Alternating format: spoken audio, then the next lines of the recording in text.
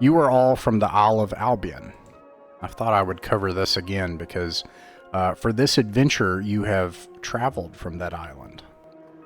Albion is medieval England, post-Roman, sort of Anglo-Saxon, sort of, but really if the Arthurian tales, like the Arthurian line of kings, were our actual history, along with strange diversions from that.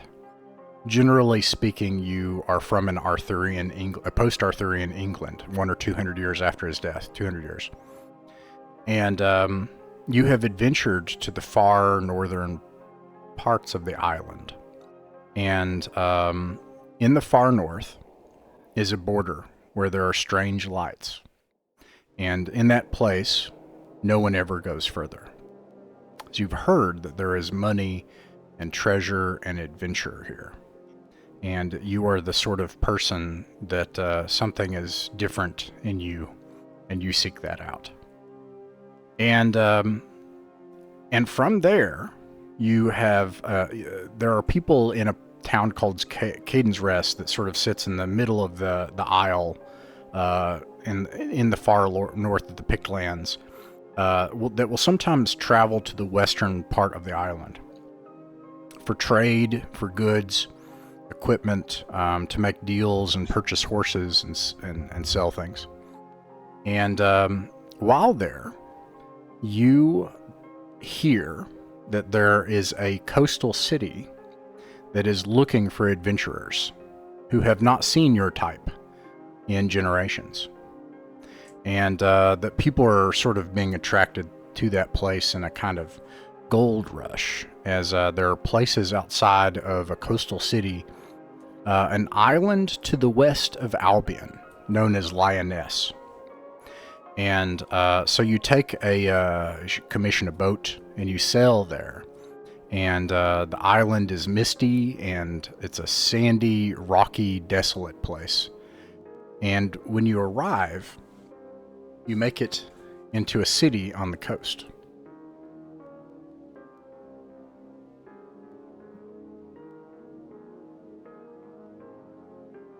What does the city look like?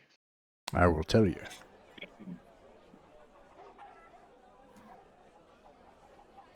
The city to your eyes, one from Albion, is very strange. There are stone structures and frescoes and relief carvings all along the walls of the city. The city has a lot of domed structures, more than you've ever seen. It's as if the tops of the city don't seek up to the light, which is, the proper way of building things in these days of after the death of Arthur.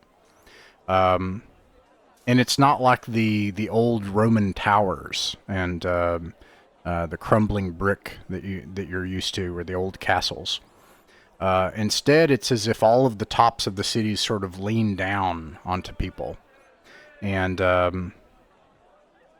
everything about this, there's a mixture of what you've seen in Albion and just some things that are just strange and different. And the smells are different. But everyone here speaks Woldish, or an accent thereof. They speak common.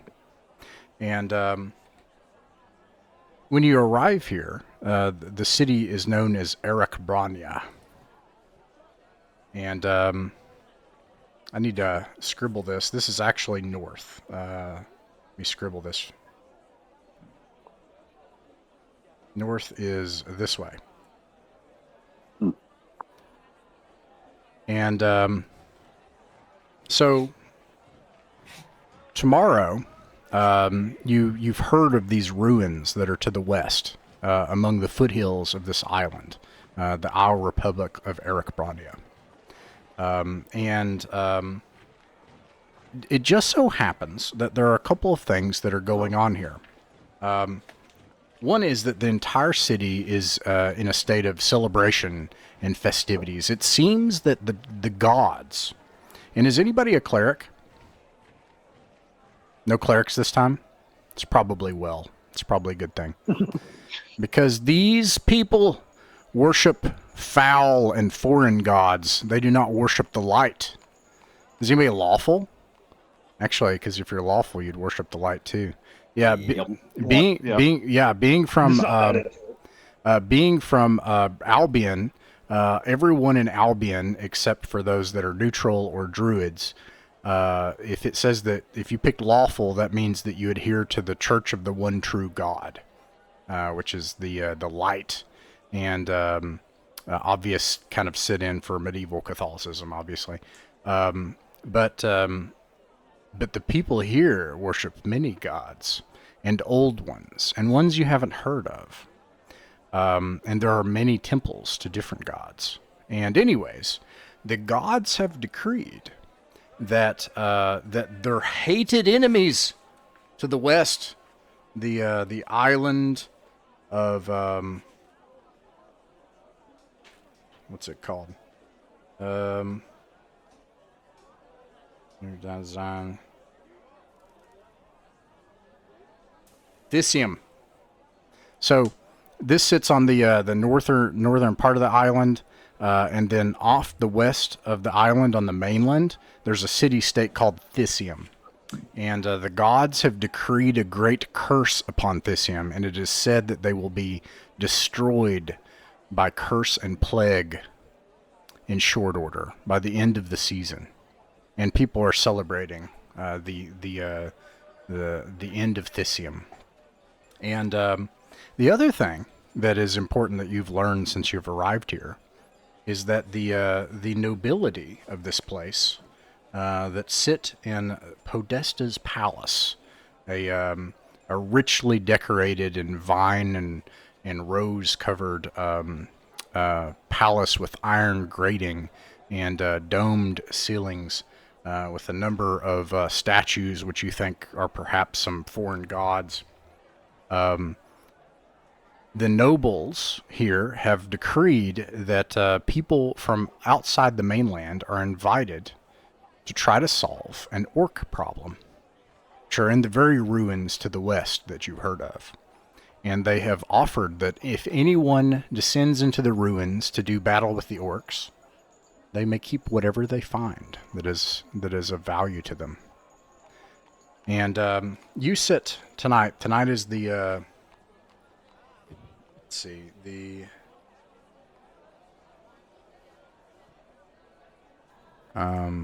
Abreen the 29th in the season of Lightstide. Though you do not know the calendar of these foreigners. That is your calendar. You sit in the tavern that you find here.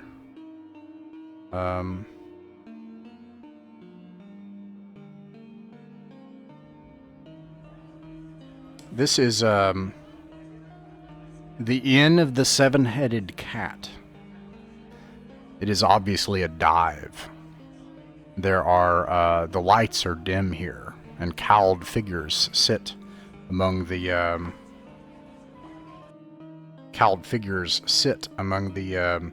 dark corners and the old rustic wooden tables, and drink out of dirty earthen mugs. But there are also people here in armor and with weapons, and people that don't look like they're from this island. And it's the night before your expedition, and since you've been here, you have heard at least one thing. So I'll leave this to the group caller. Let me find it.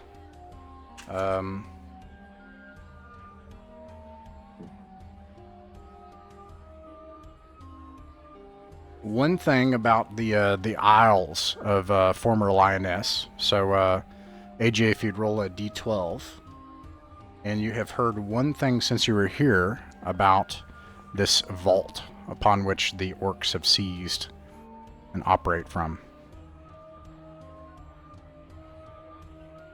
You got a 3 for the first one. 3, yeah. You have heard of an island called 𝕬𝖚𝖋𝖍𝖈𝖗. Turns out that there are multiple islands here that stretch and form a lioness hundreds of kilometers to the west, out into the ocean. In this cold place, there are 4 or 5 major islands, and in the fall of the King of Lioness, there were 12 kingdoms. Now there are all sorts of little petty squabbling republics and baron robbers and merchant kings. And anyways, here on the boat, the person steering the boat tells you tales of the White King, and that's W-I-G-H-T, White King. And it's said of the White King that his fever heralds come from the marshlands of 𝕬𝖚𝖋𝖍𝖗.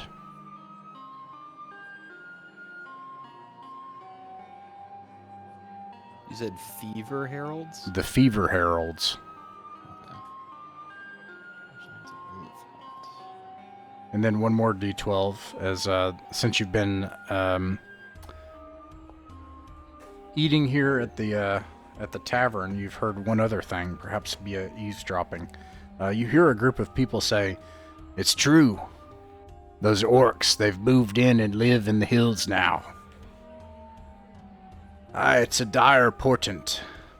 It means that Agak has already established his rule upon this place. It will not be long until their hordes come unless they can be dislodged. They have beaten a shepherd already, I've heard. Drove off his flock."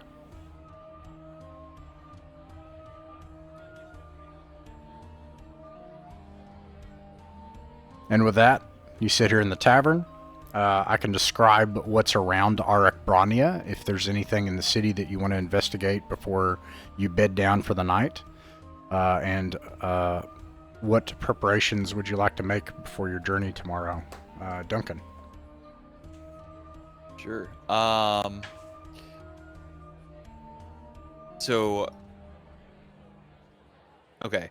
First things first, are there any hirelings available? Any torchbearers, any men-at-arms, anything like that you might be able to employ, should anyone wish to employ them?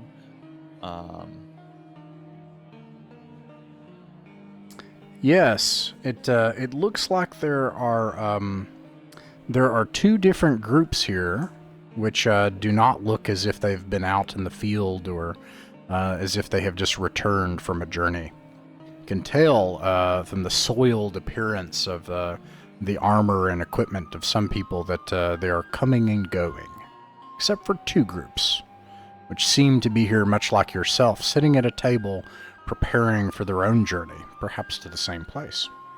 There are 2 women, one in a dark cowl, underneath chainmail armor and a coif,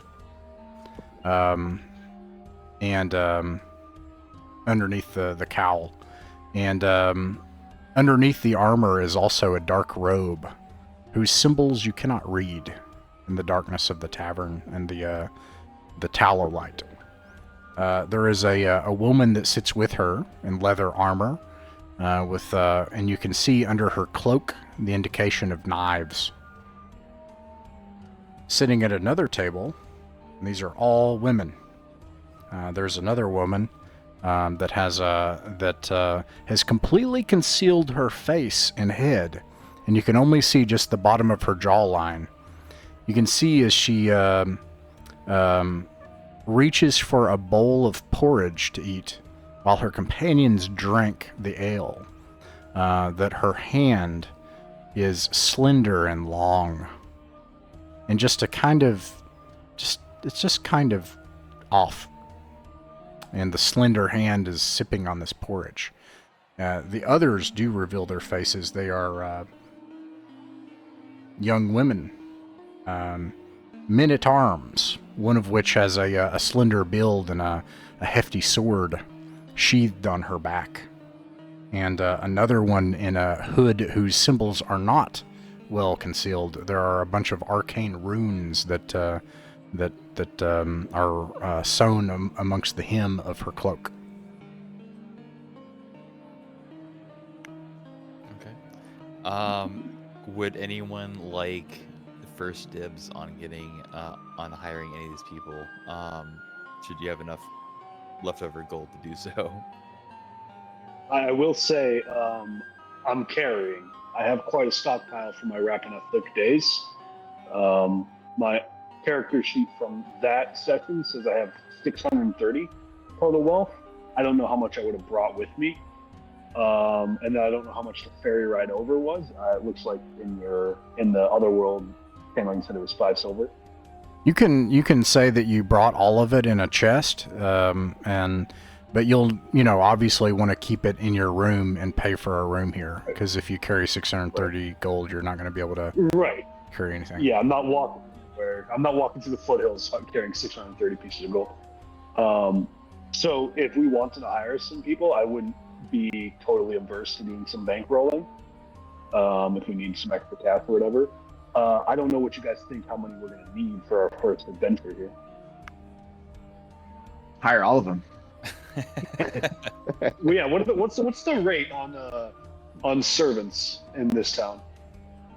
Well, you would have to probably talk to them, and this doesn't have to be the caller. It can be anybody, and it does. By the way, don't bind this to your character sheet. So if it's interesting to you and you want to jump in, you want to say, hey, I want to talk to him. Don't worry about if you have charisma 4. Okay, just do the thing that's fun. All right. Does anyone Not much lower. I have charisma 6. I have a really good charisma. Well, 13. So you want to try talking to one of the groups? Yeah. Sure. Yeah, I'll give it a shot. Okay, so and I didn't. Let me get on my sheet here. Let's see. Eric is Thadion, and then Stromo is Barley. AJ is Duncan. 2, 3, 4, 5. Christopher is Finbar. Adam is Aadnoth. And Elijah is Roland. Good names, boys. Okay. And let's see. So that is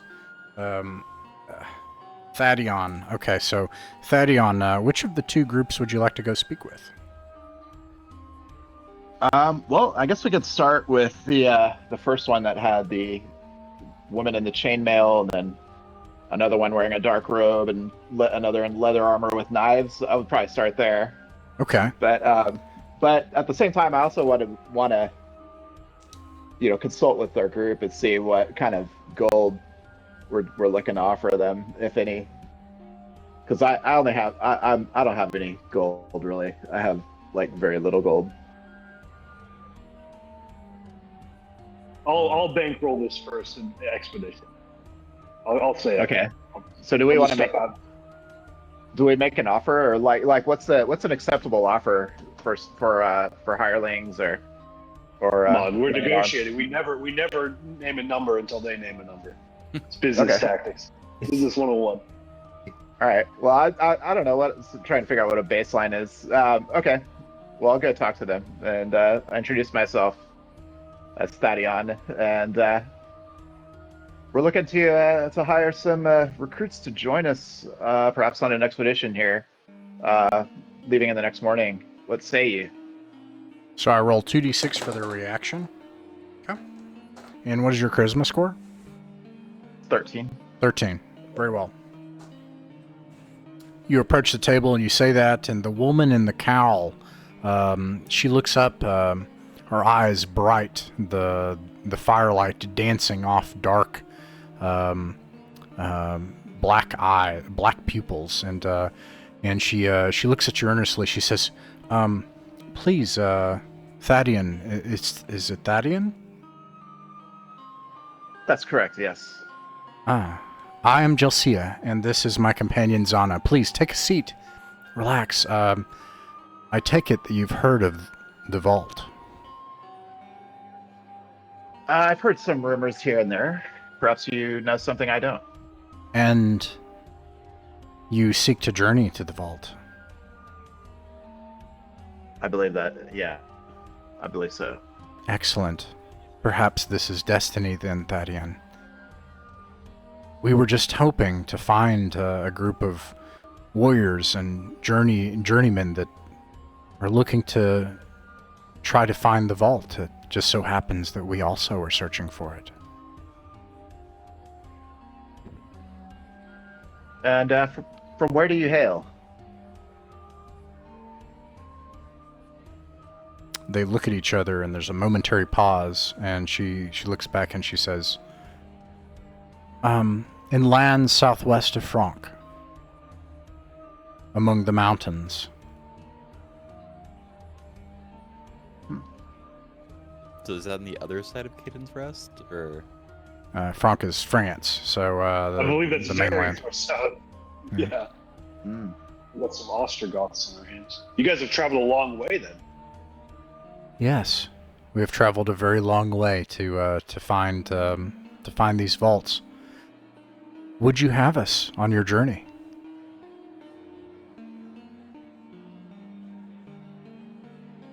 I think we could use your assistance. Excellent. We ask only for an equal share. By the way, you shouldn't take an equal share. You should talk them down. This metagame. Just like an equal share, but also there are specific artifacts we're interested in. They are things that we wouldn't like to discuss, but I will say my ancestors,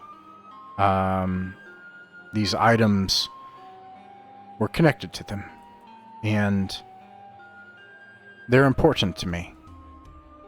And that's why I hired my friend Zana, but I could use more help obtaining them. They're very specific things. Baubles, I doubt they would be of any great value. But if they are, and you feel they are, then I am also willing to pay.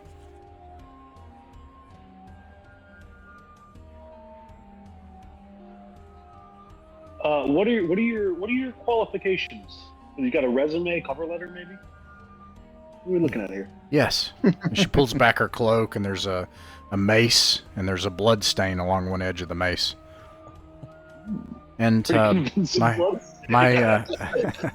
friend Zana, she is a master of the blade, and we have also we have experience in going into ancient places like this, those places of the ancestors. If you never heard this term, the ancestors, before, used in that way. Yeah.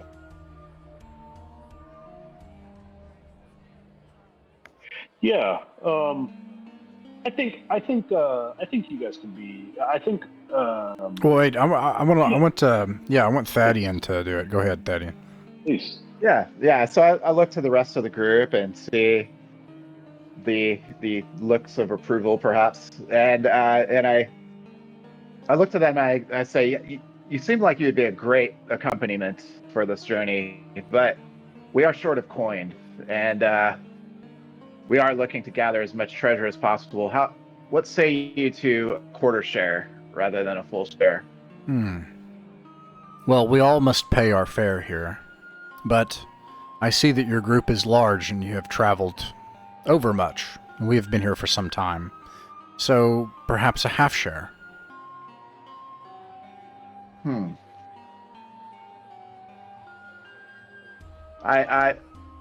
okay with that. The rest of the group, I kind of look to them and sort of mouth, half a share and see what they say. Seems reasonable. All right, half a share it is then. Very well. I do believe this is destiny, 𝕬𝖃𝖗. Do we depart in the morning, at first light? Indeed. Very well. And she nods toward Zana, who's not said anything. They get up, and they head to our room. Finbar, you want to take the next one? Sure, I'd love to. All right. This is the lady that's got all the fancy tattoos, right? So the other group, there's a woman whose cowl descends such that you can only see the bottom part of her jawline, and she has Miss like Forge. very long, slender fingers that she's sipping porridge with. And her companions, one of them has arcane symbols that are along the hem of her cloak. And the other Oh, I thought- woman has a big blade sheathed on her back.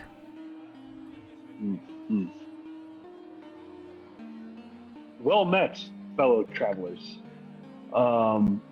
Me and my associates are seeking assistance in clearing out various and sundry monsters and evildoers and collecting various and sundry treasures and gold. What say you to that? Where's your charisma score again? 6. A 6. Okay.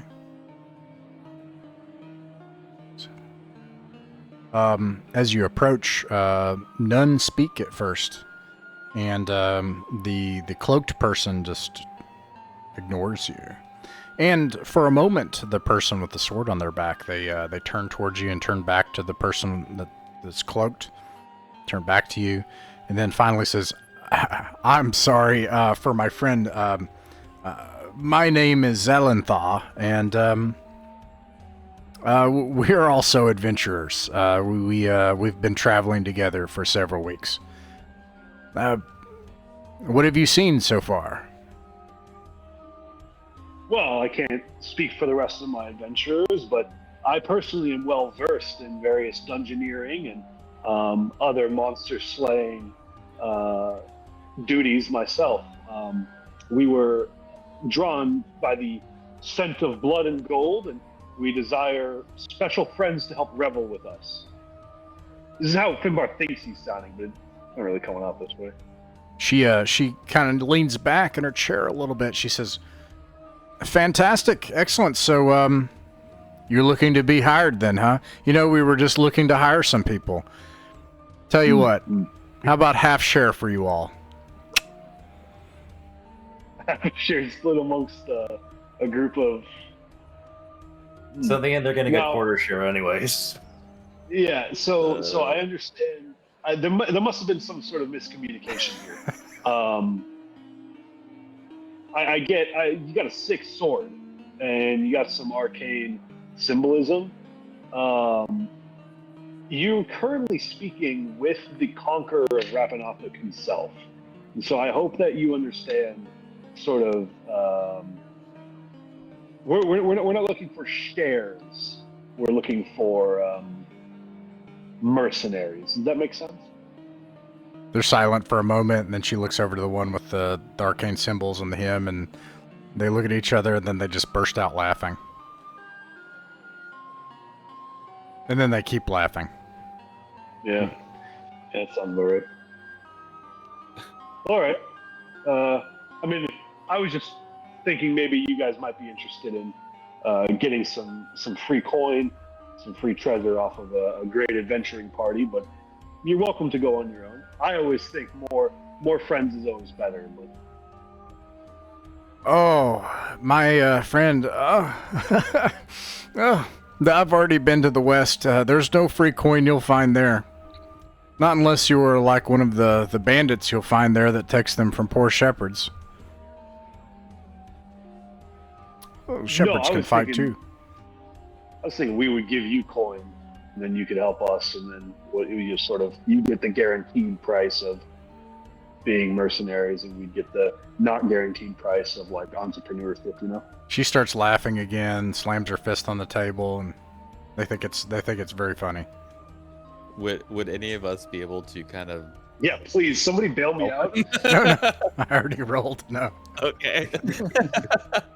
Oh Okay. my God, somebody help me out here. Yeah, it'd This be is fine. getting bad. I'll go. Oh, go ahead. Go ahead. So with that, does anyone need any more supplies? Do we have like necessities? Everyone have rations? Do people have any like a ranged weapon? Do people have like dungeoneering stuff? Pikes, I should hammers, buy a- bowls. I was have, that? I have the bare minimum. Okay. looking through my inventory, the two things I forgot to buy were torches and rations, so I might need to get those. Yeah, We some oil. Oil's very helpful. I've learned. Yeah. But I'm just going to like try to buy a 10-foot pole real quick because I have a single spell, so that's not going to last very long. So I want to have some use. So Duncan will walk around with the 10-foot pole, and I think I have everything else I need. I have a hooded lantern and some oil for it, but I generally need to have both of my hands free, shield, sword and board style. I also, I've also got some torches. I got a crowbar, and then I'm gonna need to buy. I've got 3 rations. I think I want 7. Okay, so as far as the buying and shopping and stuff, if you all would, this is what I do in the Traveler game. We don't do this much in this game, but I wanted us to do this. Basically, if something happens in the game, like official, if you will, like I went to a marketplace and bought something, like, we won't roleplay that, okay? But you would just put it in roleplay. You'd say, hey, Finbar goes and buys 6 torches minus, 5 gold pieces or 2 gold pieces, whatever it is. And the really great news, so here you are in Eric Brania, the city, and you are currently at the Streets of Particular Pleasures. I'll describe some of the things around you. The marketplace is well stocked here, and there's also a armory that's both serves the city and makes a profit off foreign arms. And they actually sell their old weapons and goods. So you can purchase. Actually, it's called the Arsenal, and you can purchase things at book price. So from Swords and Wizardry, and if it's in the list, you can buy it. Okay. Except for plate mail, longbows, halberds, and 2-handed weapons, and war horses and some other bric-a-brac, but. Okay. Just in case if there's anything else that you want to investigate in the city, I'll describe what you can see here. There is a old stone tower right here. You can see the square. It rises up 40 feet towards the tops of the stone domed buildings nearby, and no one goes on either side of the street. In the half a day or more that you've been here, you've never seen a single person pass through these 2 streets. Let's see here. This is that elaborate palace I described before. Or no, it's a different palace actually. It's a smaller one, and you can see that there are well-dressed people. People seem to dress, how do I describe it? With sashes and looser and lighter clothes. I would say in a Mediterranean way. So dressed for heat and coastal wind here. And anyways, there are people that are dressed well that are going in and out of this place. There's also this place here. It has a plaza, and there are fortresses that are around it. That's where the city's arsenal is. So if anybody's buying weapons, you could go there. And then there are a bunch of snaking and very tight alleyways that almost look like the buildings have cracked, but they're actually just alleyways all along the base of these buildings down here. And then this is that big palace. And the entranceway to the big palace here has 8 large statues that kind of go up to the entrance of it.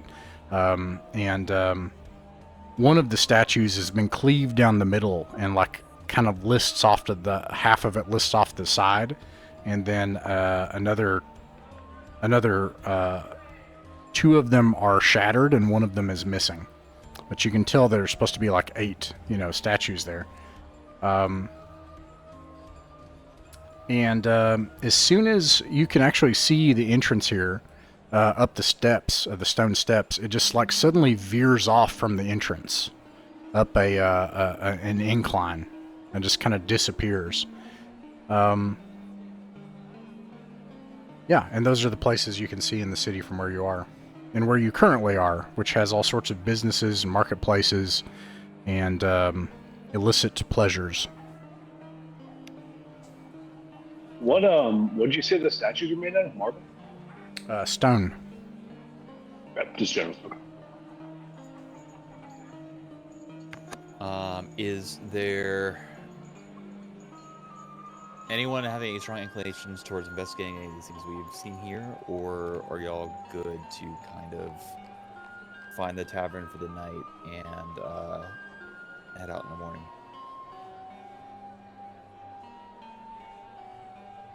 I'm good with heading out in the morning. Yeah. Towns are boring. Okay. Ooh, towns. All right. Okay. So, you each get a room. The tavern costs a gold piece for a night.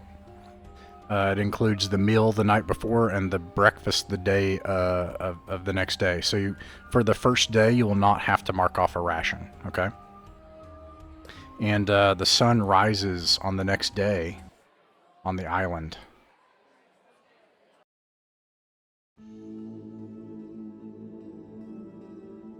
On the coast of Erekbrania. And from where you are, you can see the coast, the misty and rocky coast that you sailed into. And it's, because of the coast, easy to determine your distance from now. Your relative southwest, you can see copse of trees. Far off in the distance, you can see a large mountain rising. I shouldn't say large, probably 3,000, 4,000, 5,000 feet tall mountain. And miles below at the base, you can see lots of little foothills off far in the distance. But otherwise, you can see that there appears to be this marshy land here. And you can see a road. It looks poorly maintained, disused, and overgrown. You can see that it forks to the right, to your right front off into this forest in the distance, and then to another forest off to your left front. You can see the edges of some foothills miles away. The only information you were given is that somewhere in the foothills to the west is a vault where the orcs make their lair. I don't suppose either of our hirelings know any more details? They also have heard that it is in the foothills to the west. Actually, no, yeah, that's right. Okay. So, we'll, I guess, travel along the road to the kind of... So, the foothills are southwest of us, or is there more to the straight west? You're not sure. Okay.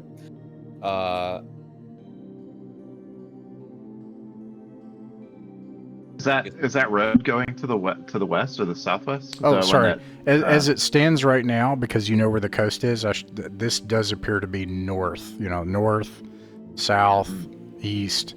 And obviously this pure west, that wouldn't make any sense because that's literally the coastline. So perhaps your directions are not perfect. Okay.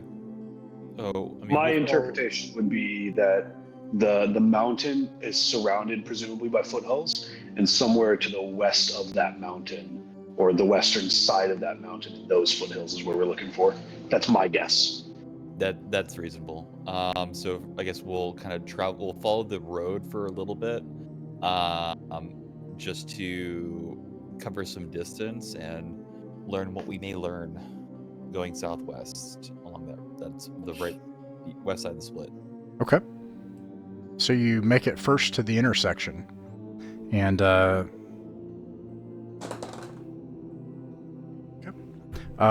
you can see it does seem like there is a series of hills here to your right front, and then this directly ahead to the road to your left front, it seems to circumnavigate those hills and go off into some open, I don't know what to call it, but scrub lands, I might call it. Because this whole area is kind of covered in scrubs and rocky. It's all kind of coastal and sandy. And you can see some dense forests here, to the right front, or to your right,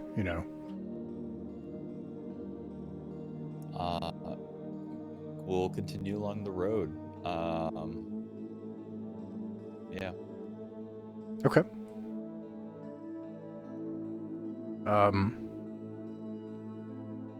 You can see after about another hour or so of travel that you're kind of in this gorge slash valley in places. There's hills to your left and right.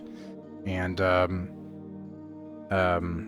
some of the hills, they go no higher than 500 to 1,000 feet at most. Most of them a few hundred feet high. And along this valley are a bunch of... let me describe it here. It says... first of all, after leaving Arachbrania, there's some farmland. But it looks like these are old... once manor houses, and you can hear bugs like cicadas almost sort of screeching angrily as you approach. All of a sudden there's just bugs and insects and birds that fly off. These old buildings are completely ruined, just like down to the foundation in places, and it looks like they've laid here that way for a long time. You can see a larger stone structure a few miles away in the distance.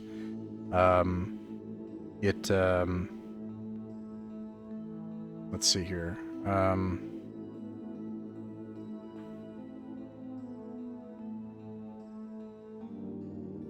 Yeah.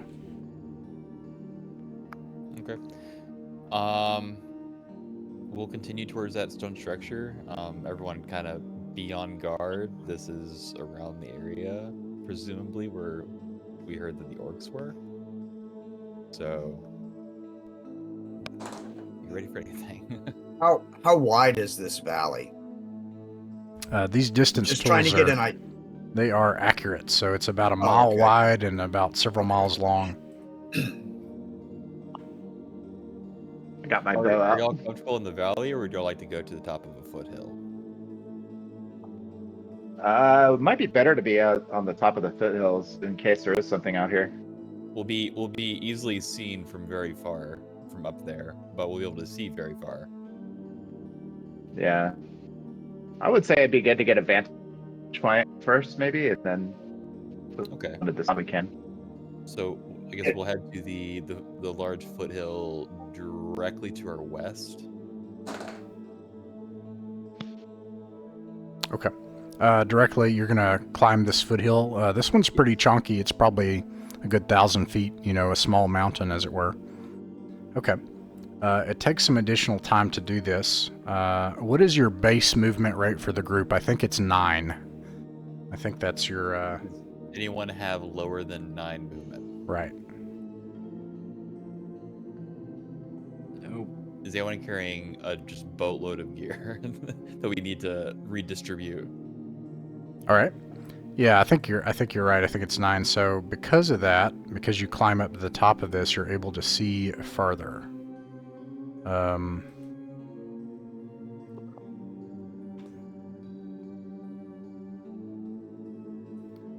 You can see, the southern portion is kind of, the island's almost blocked by that one huge mountain with its foothills around it. You can see that there appears to be another valley here where that road snakes its way through the valley. And then there's a bunch of, foothills all around here, and there's another marshland on the western side of the island. You can also see that from where you are, that this appears to be the largest ruined structure with, even from where you are about a mile and a half away, you can see that the entrance is large. And it looks like the ground is is lumpy going off. This is probably not accurate. It says 2 miles, but it probably is about a mile to the shore. And this shoreline is actually rocky and uneven and porous in places. It kind of snakes into a fjord in some places, and it looks like some great claw came down and just like dug a portion of this coastline out.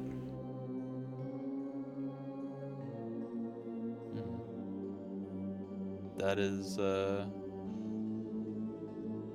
seems like it may be our place.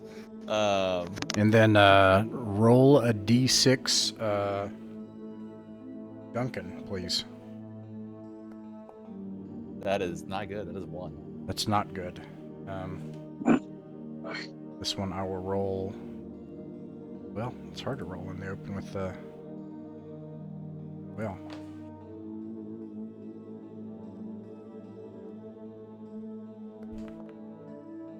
Yeah, that's not good.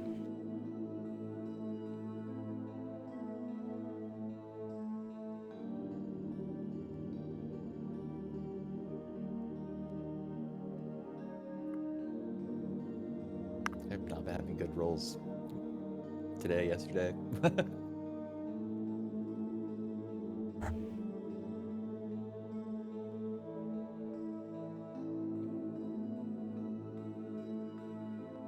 Remember, men, running is a valid form of fighting.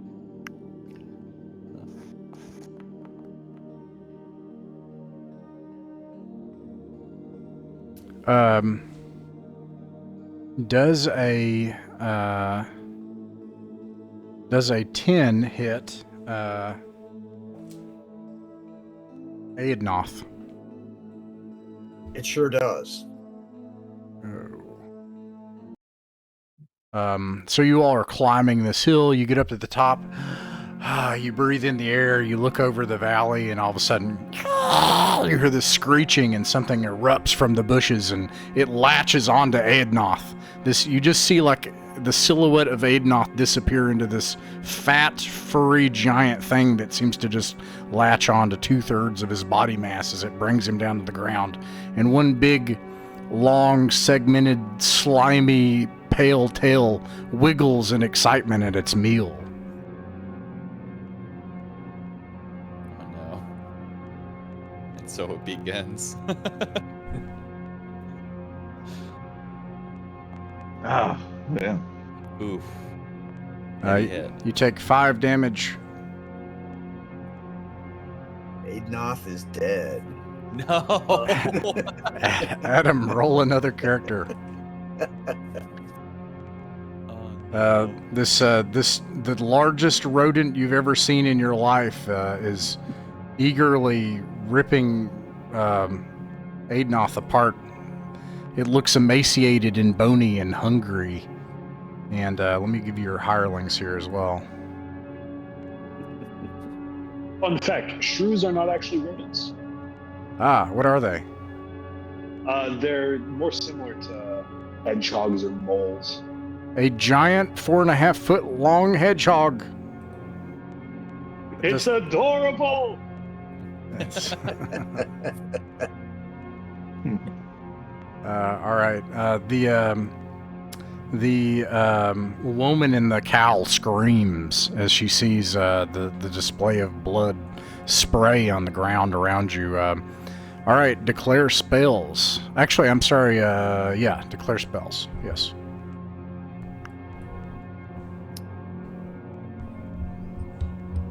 Do we only see the 2 of them? There's just one of them. Just one of them? Okay.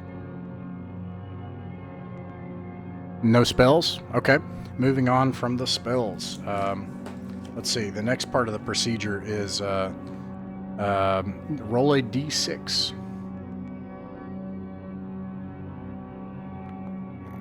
I'm just going to use this feature because I don't have the thing. You got a 3. It got a 5. That's terrible. Oh, And it got a +1. It sees more yummy things to eat, and it leaps toward the female thief to attack. Now, this all happens really fast, but that's its movement. You can now move your token You're all within range. You can move anywhere around here. This is all within like 10, 20 feet, okay? You can move your token if you want to move, or your option is to do missile fire. If you do missile fire and you miss, you will hit your companion. You will hit Zana. Is there any benefit to charging at all? Yeah, that would Is be... that a move? You can move your token, yeah, if you wanted to run an attack. There is no charging in this game. There is Okay. flanking. There is flanking. If you can get around to the other side, that's true. Yes, you get a +2 to hit. I'll go ahead and I'll go ahead and take that shot then. I'll try to see if I can fire off my shot with my longbow. I'll take the chance. Very well. You can fire your longbow twice. Alright, so here we go. Your target is ascending armor class 16. 16. Alright, so first one did not hit. Okay. This is the second shot. Nice, that hits. And double checking. Okay. So you do Total 3 of damage. 3 damage. It screeches in Nice. pain as you can see this arrow embed into its side. Alright, no other missile fire or movements? Okay. Yes. Oh, actually, you miss. You can roll for damage for the first one. Oh, okay. 5. Let me look at Barley's it. gonna try and shoot him. Okay. Zana has 4 hit points, so you kill Zana. The arrow embeds from one side of her neck out the other side, and she falls to the ground gurgling for air.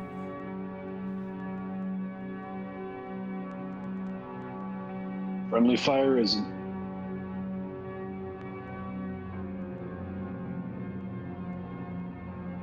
Now, don't worry, this missile fire occurred before Thaddeon moved, but it occurs after the shrew moves, so... Oh, okay. And after Finbar moved, obviously. Now there's no chance to hit a friendly. Indeed. Oh dear. Well, problem solving, fellas. Alright, you got one more. If this rat kills this whole party, or this marmot, No, or come on. weasel, or Not looking hedgehog, good. that's real bad. Okay, It's just, we'll just get it out. That's good, right? Like, we're getting it out now. I'm sure that won't keep happening. Yep. Okay, alright, so in the phases of combat, that's movement and missile fire. Now melee combat, it's its turn. It has... Another friend is down. It turns on Thaddeon. And where if I can... No, I didn't do it. Okay. Turns on Thaddeon and attacks. It has 2 attacks. Oh crap. Nat 20 Oh no. and a second attack. A 7. Actually, I think it might already... No, it doesn't include it. It should, though. So, yeah, you take 2 damage. And does anybody have less than 3 hit dice? 3 hit dice or Yeah. hit points? 1, right? 3. So, basically, is anyone below level 3? I think Yeah, that's everyone all is. of us. Everyone below level 3 should make a save.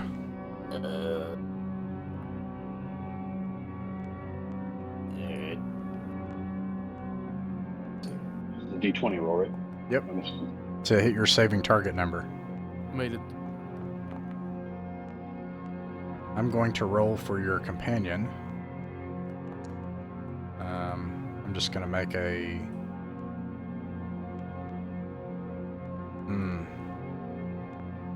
Maybe a comp... No, didn't let me do that either. Okay, I'm going to roll just one of you, just a random thing here, because I don't have anything, so I'm just going to use your... Okay, so 15 passes. Who didn't pass? I You did have not. to meet or exceed, right? Meet or exceed, that's right. Your saving throw number. Starting with Thaddeon failed. Thaddeon failed? Yes. Thaddeon, you see like this woman pulling on a thing embedded in her neck, gurgling and dying. You saw 𝕬𝖃𝖋𝖍𝖗 get his throat ripped out by this thing, and something seizes you, and your muscles like give way, and you simply drop your. There is a chance of dropping your weapon on a surprise, 1 in 4 chance. So roll a d4. These are all in the rules. I'm not making this up. A 1 in 4 chance. Okay, so you had to get a 1, so no big deal. So you don't drop your weapon, but you flee the combat. And here in the next turn, I think that. Let me make sure I'm reading this correctly. Less than 3 H die, save or flee. Okay. I will not let it have an attack against you, but you flee. You flee the combat. And I'll give you fear. All right, and let's see here. Where are we in the combat? It attacked. Wait, no. Take your hit points back, actually. Oh, okay. Yeah, because you fled. Sorry, I shouldn't have done that. Instead, it's going to turn on Finbar. I'm going to re-roll that because you didn't. It got a nat 20 and you didn't. So I'm going to do that over again. Okay, it got another nat 20. Okay, that hits. Okay, that's worse. Okay, that's not fair. So I'm just gonna take the first one. You take 4 points of damage. Thaddeon, you can take your hit points back because you're afraid and you flee. Everyone else passes. All right, so here we are back. I failed as well. I failed too. Oh, you failed too. Oh dear. Okay, Yeah. never mind. You also flee. Never mind. It doesn't take any hit points. You don't make it. You flee, and then also. Duncan fails and flees. So these people just like flee down the mountain.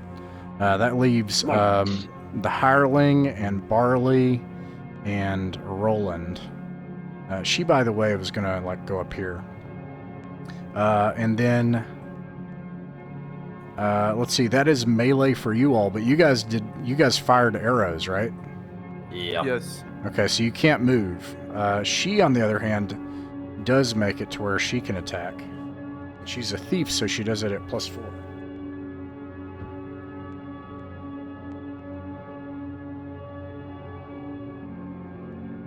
Oof. Still fails to hit the thing, but gains its attention instead. Alright, no one declared any spells. The round's complete. Back at the top of the round, roll a d6 for initiative, please. Barley, who's still in the combat.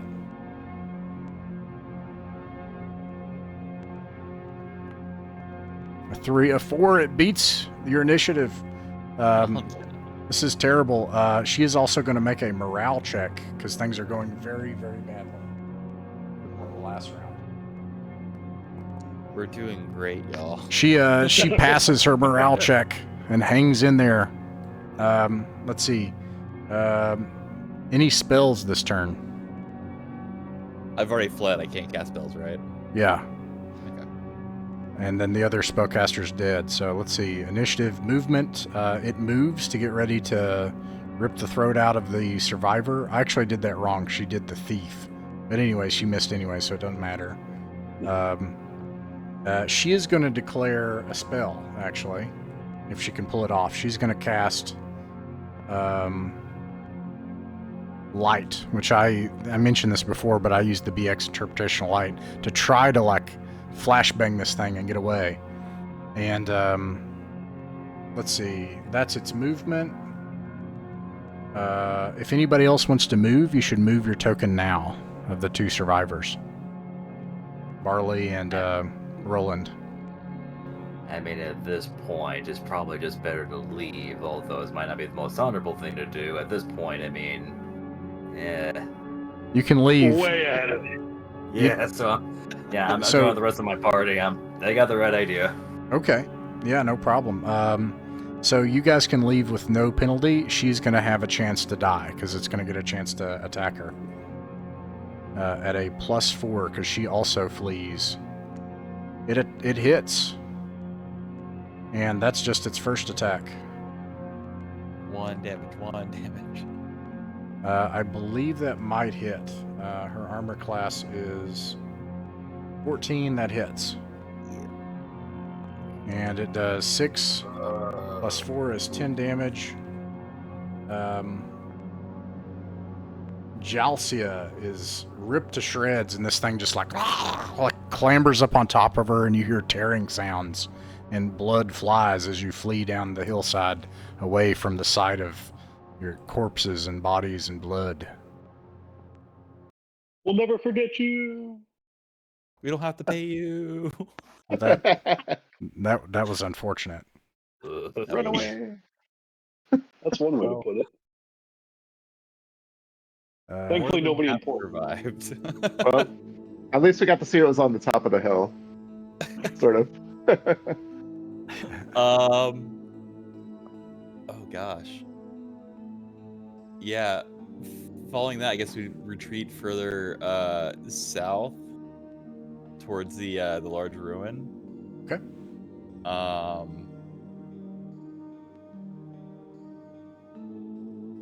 But we should we go gather up some reinforcements? Is there enough like light left in the day for us to go back to town and then back here? So, if you're not encountering something on the adventure, like if you go and you search around, which, I mean, I don't know, why would you find something? What if you find something worse? But you could try. I know that just seems like the chance of encountering a friendly person out in the wilds is totally random. But apart from encountering something on your adventure, what I do with my conventions is every session of play is a full adventure. It's like what you'll talk about in town, or maybe in this case not talk about. And if you return to town, the adventure ends. Okay. Yeah. So then we carry on. Yeah, and at any point, of course, you can decide, you know what, let's not take any more risks, and you can totally pack up and head home. So when you approach this, you head down the hill and along the ruins, you can see clearly. I wish I'd put this image in here. I guess I can actually show it. Clearly, this must be the vault.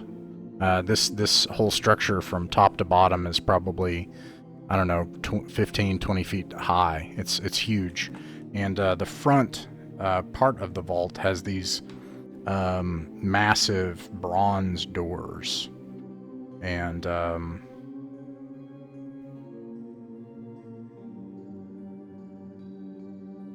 only Aidnoth can see it. Just checking here. Or went out.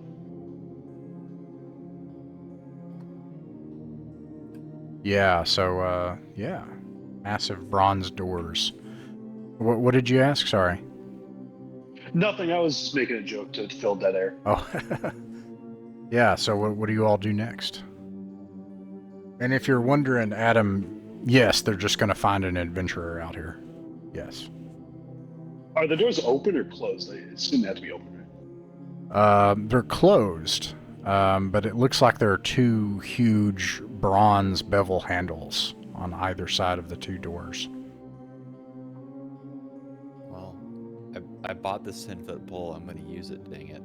All right. I'm going to try to, I guess, manipulate one of the handles, or like it's like a ring or a grip, or Like a grip, a single solid grip that extends out from the middle. I'll give it a good a jab and a good whack just to see if it reacts at all. You jab it, tunk, and then whack, doom, and it kind of like echoes from the metal along the, some birds fly off from the nearby shrubs. Okay. If we look around, do we see any sign of recent tracks or anything like that coming in or out? Do you spend some time looking around? As long as everybody else is okay with it, maybe we should see what we're dealing Plus with. the other's two shrews out here. Don't say that. Yeah, did why they- would you say that? They're The tracking dungeon will us. be the safe place we have to get in. All right. So, and I'm sorry, ask that question one more time. I apologize. Say it again.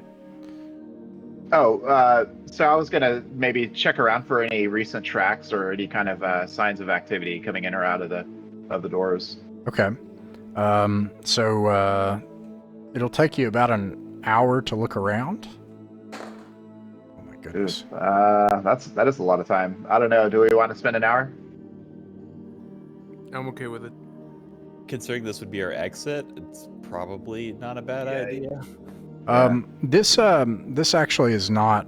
By the way, this is what I call like a player-facing map. It gives you an idea of like the relationship of where things are, but it's not like perfectly accurate. It's like a pirate map, right? I have like the hex map on my end that has like the actual distances and stuff. This turns out to really not be true. This is actually probably a half mile at most right here to the sea. And as you clamber around, you can see that there are ruined walls among the thorny shrubs at the top. It looks like at the top of the vault must have been some estate a long time ago. And it doesn't take you very long to be actually kind of overlooking the cliffside of the sea and seeing the rocks. And you can actually see that there's a boat down here. And you can actually see a cove where it looks like people have been tracking back and forth from the boat along into the cove. Heavy footprints, like boots, but larger than human, and in one case, much larger than human. Can we estimate how many individual sets of tracks are there? At least 24, maybe more. Oof. Sounds like we found. Is the overlook of the sea beautiful? You also, by the way, find a cavern that leads its way down, into the ground. Yes, it's an ugly day, and actually, I was going to tell you the weather. The weather today is it's windy, 46 degrees Fahrenheit, 31 or 7 Celsius, -1 Celsius at night if you're not Imperial. Misty along the island, so kind of cold. So there's a cove and a cavern. Yeah, yeah, And a ship. boat. Yeah. Yeah. Oh, how big is the boat? Is it Yeah. Is it a sailboat? Like a keel boat. Like it's like big enough to ferry supplies, but small enough to be driven by oars. You guys think we could sabotage it? Either that or steal it. Sail it back to town, sell it. Yeah, we could maybe. Well, yeah. What's the condition like? How's it looking? Looks in great condition. Anybody know how to sail? Everyone knows how to sail. Yeah, no skill checks.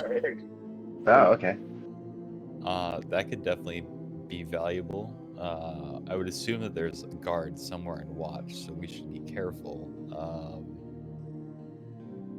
The cave seems the obvious place that they would be, so we should, with that number, we should probably avoid that for now. Yeah. I'm inclined to agree. Is anyone skilled with all things doors and locks? I got a crowbar. Supposedly I could, maybe. Would you be willing We do to check the door for any signs of traps or glyphs or anything of the sort? Yeah, sure. All right, so you go back to the main entrance, is that right? Does anyone oppose that course? It'll take about 10 minutes. Sounds fine to me. Okay. All right, yeah, so from here, Barley, you can make your Thieves skill check for detecting traps and devices. Now, don't worry, you are more skilled than the average adventurer, but this will be like if you... Actually, no, I'm the one that rolls that. Let me see here. Barley, roll it on my end. Surprised Barley didn't become a magic user with that intelligence score.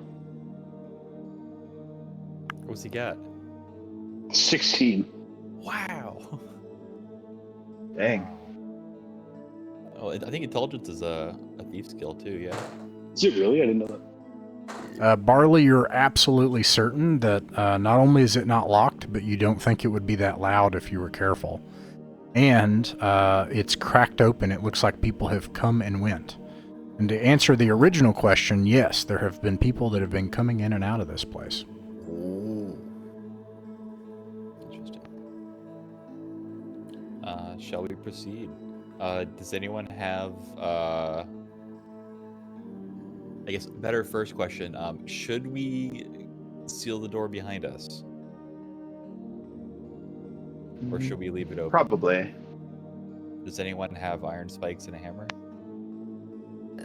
Oh, maybe not seal it, but just close it. Like, so if we have to make an escape, we have a way to get out. Are there those same beveled handles on the inside as well? Do you open it to find out? Somebody else can open it to find out. I'll open it. I'll do it. Okay. Thadion will go up to the door and briskly pull it open. Okay. Well, thanks to Barley, you take the handles and you know that you can very slowly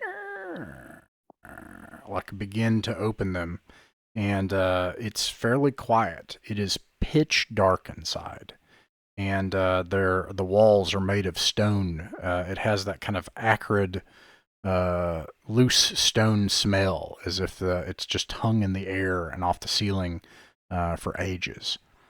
And it's pitch black. You can't see anything. The doors do have handles on the opposite side.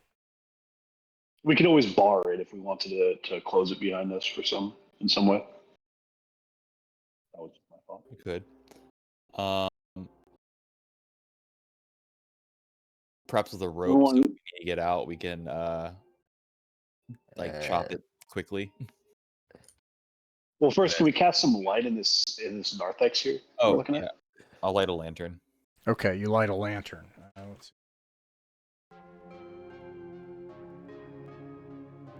Mark off an oil. Those oils last for what, an hour? 2. Yeah. I have an extra one if you need one, but we Uh, can run out. Okay. yeah. Excuse. Let's see here.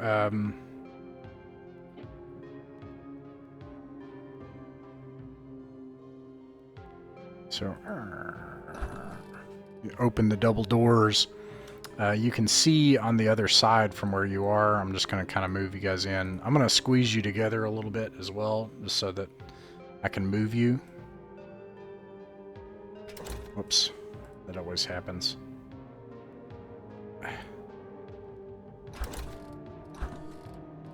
And there we go. Okay. Straight ahead, you can see in the lantern light that the passageway turns to the left and right in a T intersection. And straight ahead of you, you can see that the walls are damp here, as if exposure to the maritime systems, the coastal waters, the dampness from the coast bleeds in from above and cracks in the walls and the stone, and that there are barely discernible frescoes carved into the stone. It looks like this was meant to be a door, but the part of the what do you call it? The threshold, the separation from the door to the wall is flush. And it looks as if it was never completed.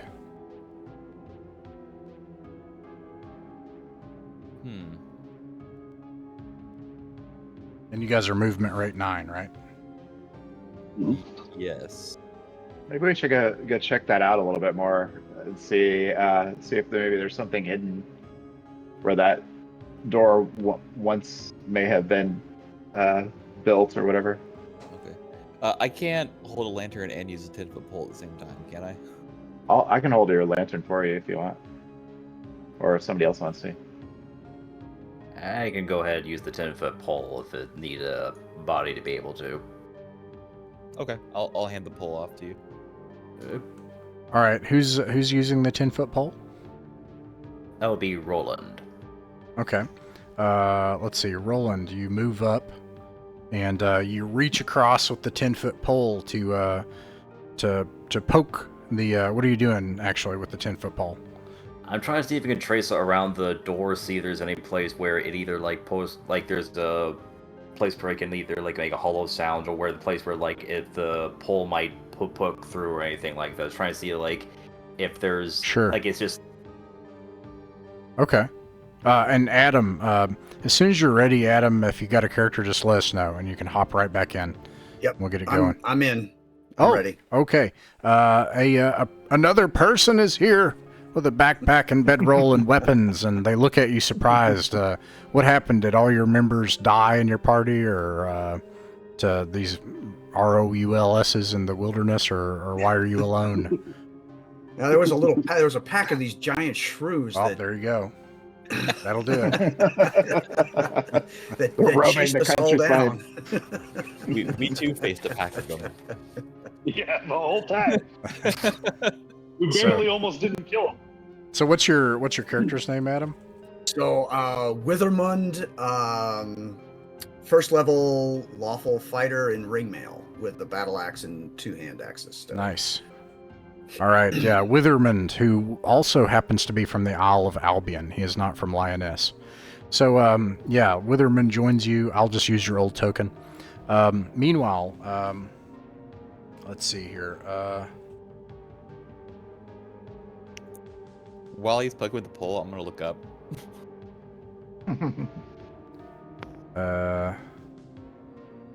Roland is poking with the pole, and so you, like you said, you're trying to find, like, grooves, cracks. How does something move? Yeah. And you do that, and it does easily. You actually find a crack, and then the floor in front of you like opens, and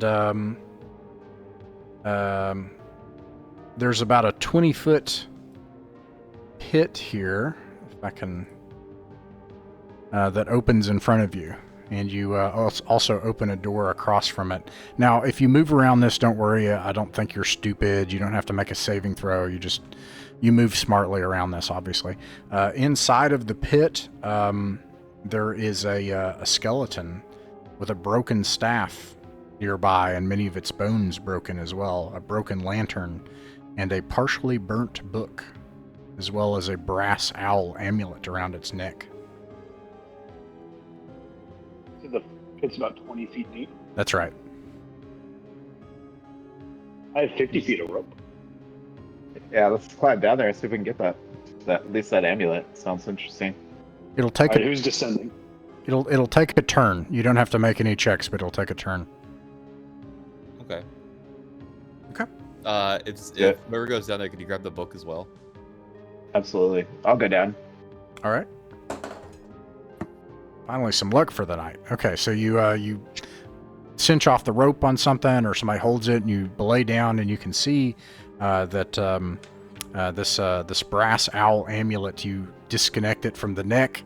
The skeleton, the head falls off onto the ground when you do that.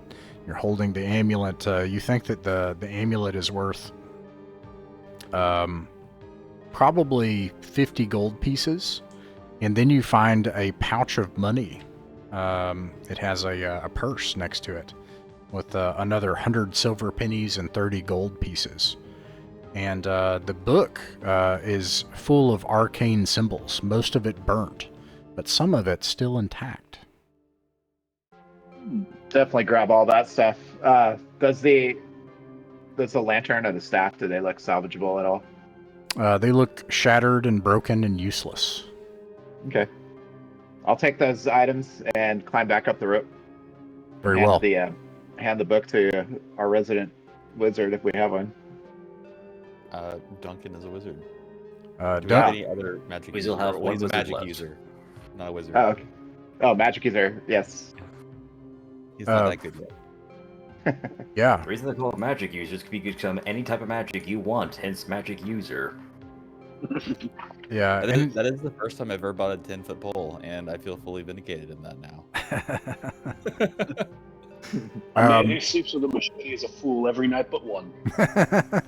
So, Duncan, you look at the book, and it is the surviving leaves of pages are covered in a arcane cipher. If you can get this back, you might be able to decipher it, and you're certain that it contains some kind of magical secret. Okay. Okay. Okay, secondary objective, keep Duncan alive. Running very low on magic users. Where do you all go from here, Duncan? I mean, we'll move forward a little bit around just to kind of get like a view left and right. Sure. If that's doable. Should we decide marching order at some point? Sure. That'd be wise. Okay, so we have a door to the west. Yeah, so about 30 feet to your relative west is it terminates in a door.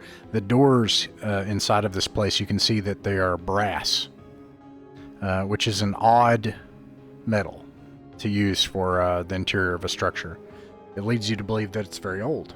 And then to your relative east, there's a larger chamber that opens up about 40 or 50 feet away. You're not sure what is within it.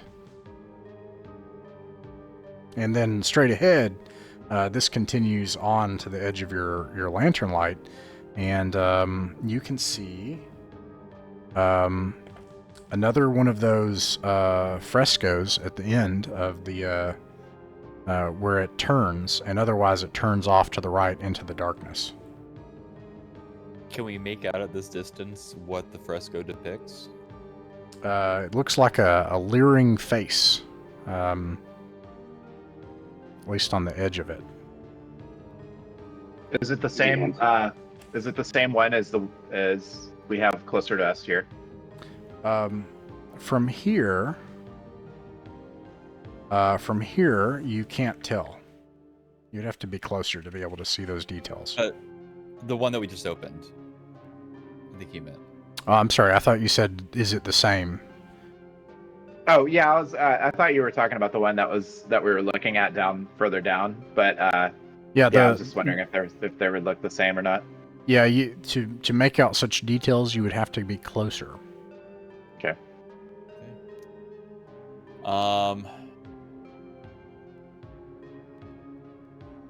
I'm thinking we should probably check the room to the east just to be sure. Don't want to leave that exposed. So we'll kind of move that way. Would it take significantly longer to like cautiously like look and stuff as we move, or is that just assumed? Say that again. Would it take significantly longer for us to be looking for traps and stuff as we moved, or is that assumed? That's assumed at your current movement rate. So you can increase your movement rate where you would double it, but then you would not be, and you would be automatically surprised in an encounter and cannot surprise others, and you cannot map. But at your current rate, you're walking, and you may observe and map. Okay, so we'll move to the east then. At least until we can see around the corner. And as when we entered, Bradari's looking up. That's his job. His thing. Okay.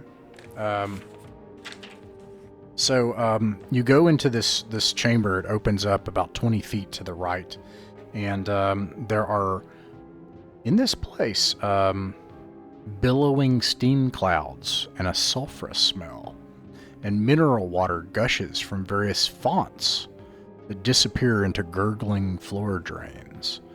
There are probably 7, 8, 9 different fonts all along this wall in niches. And there are several old bronze drinking vessels that lay scattered about. You think they may have some value. Each niche has various different fonts and various different bronze drinking vessels within, and they all are carved into the shape of different figures. You can ask about any of the first 5, but you would have to get closer to find out the details on the 6th and 7th one, or further into the dark.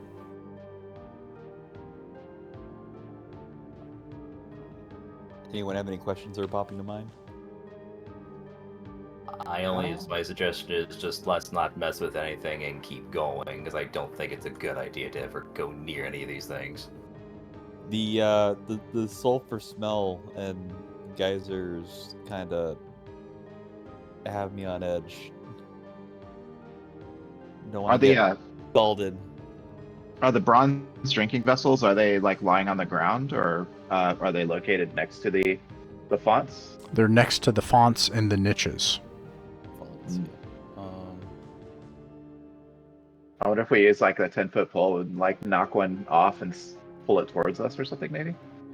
See what happens. Duncan's gonna cry when this pole breaks eventually. I got another one. Okay, so he's got another one. Which one do you for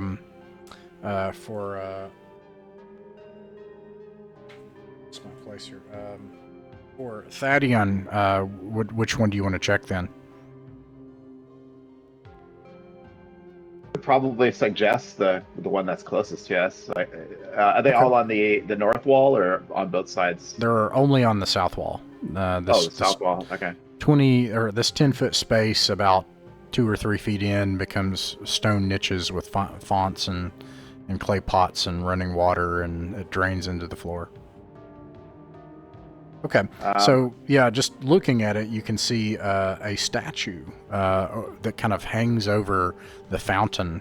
It's crumbling, and parts of it, its legs have fallen off. It's a crumbling stone statue of a unicorn, and the water is clear and cold and pure, and as you get closer to it, it feels cool.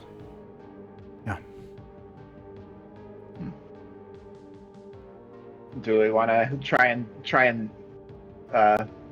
knock that off with the 10-foot pole, or leave it alone? That might be more valuable. We don't have any clerics. Would that be something that we could recognize as potentially being like holy water or something? It just looks like clean, clear, pure water.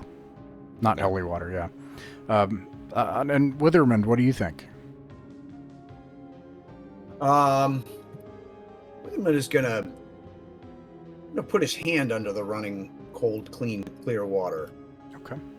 All right, yeah, you reach out your hand and you put it under the water, and it feels soothing and clean, and it even has like a sweet smell to it, like you would get from a brook. Witherman is going to take a sip from his hand. You take a sip, and it's delicious. In fact, you realize that by comparison, what you have in your water skin is brackish, and you've probably had to try to get it out of some fresh water source along the way. And this is the clearest, most pure spring of water you've ever tasted, probably. And nothing happens. Hey, it's great water, guys. I Fill think up- I'll actually fill take up my our water, fill up my skin. water skin with it. Yeah, I'd join him. Okay. I'll fill up on the way out. All Got right. a little left in mine. So yeah, you fill up your water skin as well, and yeah, you got some clean water in your water skin. All right, where to next? Do we want to keep going this way, or are we comfortable with what we've seen here so far? Anyone feeling strongly one way or the other? I'm curious about what's further east. From where you are, you can see that there are more niches and fonts. I'll describe just a couple of them. I won't do all of them, but these are stone statues of men arguing. They're like making motions like this toward each other, and the water flows from decapitated neck stumps. It's sparkling. The water is. The next one, it looks like a hunting dog trying to escape a net. It has a slightly ferrous look to the water, like as if like copper or metal or stone in it, you know. And yeah, I won't describe any more, but they continue on into the darkness, like at the edge of the room. You can't see, you know, at the end of your lantern light. Interesting. Maybe let's avoid drinking from the rest of these. But I guess we can continue forward. Okay. Same pace. All right. I'll just bring you to the middle of the room right now. The fonts continue. There is a font in the wall here. It is the final one, and you can see in the corner here a muddy pit. Now these are all different fonts. You can ask about them. Every single one of these grid squares. Okay. But here in the corner, the last one, you see a muddy pit with smashed bits of statuary and rubble piles overgrown with big leafy plants. Some that have roots that look unusually like the forearms of people. Like the roots of the plant have veins and muscle, or it looks like the calf on a leg. That can't be good. Hello. Like mandrake. Do, or something. Duncan will speak hello in the common language, in liturgic, and in the chaotic language. Nothing happens. I wonder if they bleed like arms too. Or if they burn like a tree branch. But I have oil. a hand axe. Or a 10-foot pole. Yeah, want to prod it with the 10-foot pole? Yeah, if you bonk it with a 10-foot pole, does it go thunk or does it go like slap? Do you take the 10-foot pole and try it? Duncan, may I? I don't have a 10-foot pole. Can I use yours?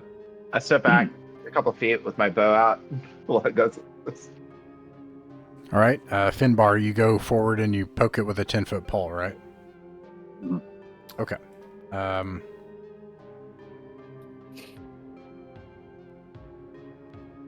Let's see here. Roll a d6, please. On it.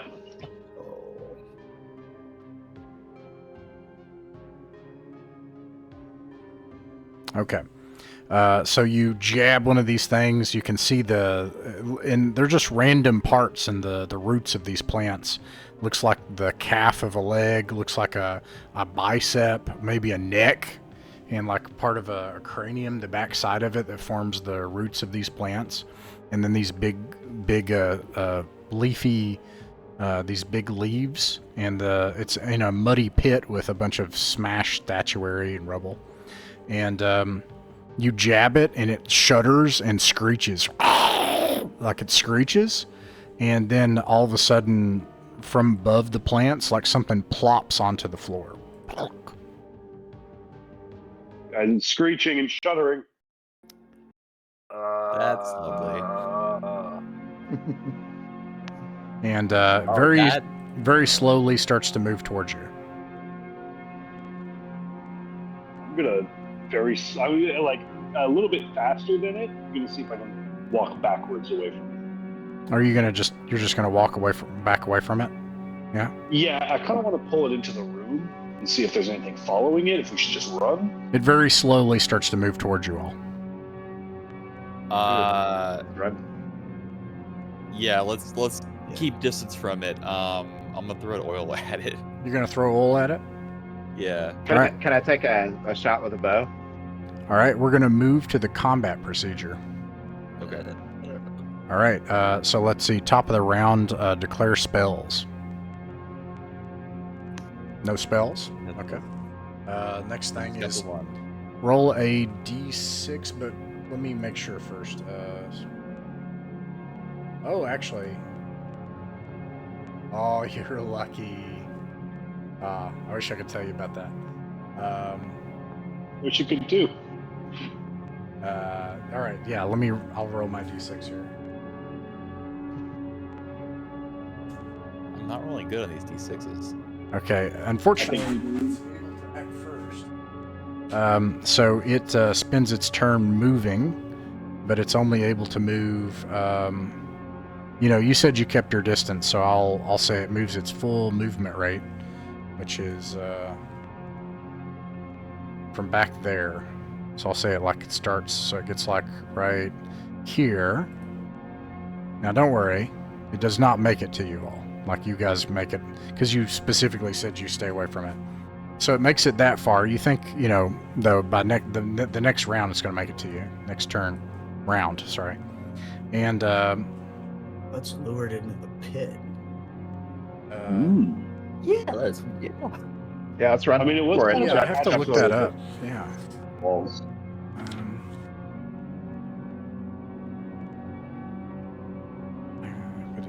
Put it to the south, Sonora. There's already something that resembles food down there for it. I'm wondering if the same way we opened it, it's the same way we close it. Oh, so we could close like the pit over it. Oh, you actually hear it close, both the pit and the door. Ah.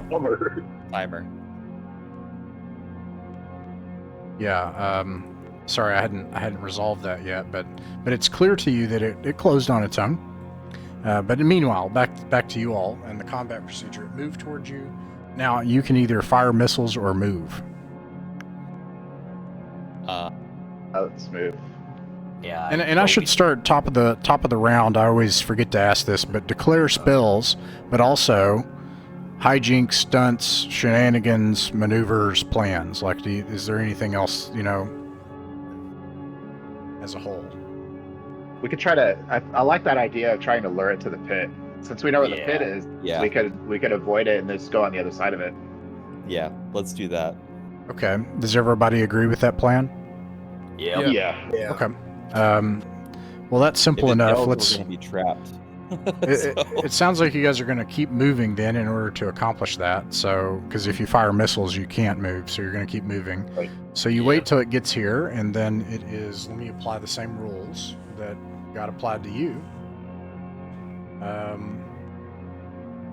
And what do? You take like the 10-foot pole and get ready to poke the door. Is that the idea? Yep. All right. There is no save. Same rules that apply to you. So you get there, poke it, and then like it falls into the pit. No, sorry, I did not mean to do that. It may actually just survive. Let's see. Oh, you know what's interesting? OD&D does not actually have. The only time falling damage is listed is in aerial combat, so it's up to the referee.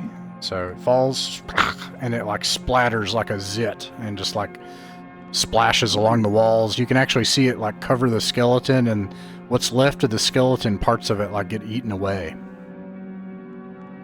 Some other adventure Nice. coming through you could misinterpret that. Yeah, we just Thing we made stayed away from it. So this is just like the garbage pit of the dungeon, essentially. Yeah, Any refuse is great. going- we could use this to our advantage, I think, in the future too, if we want to fall back Sure. to this position. Yeah. Oh man. So do we want to poke around a little bit more in that the room of fonts? No. No, we're good. We're satisfied. We were I don't know. already over by the rooms. The, I mean, there were some partially valuable cups in there. I don't know. Yeah, do Yeah, we want to go back the- and get the bronze cups? The plant shrieked. It wasn't the Yeah. the goo. It was the plant that shrieked. Yes. Do we want to look at that a little bit closer? I should point No, out, and also that is some 80s B-movie horror stuff.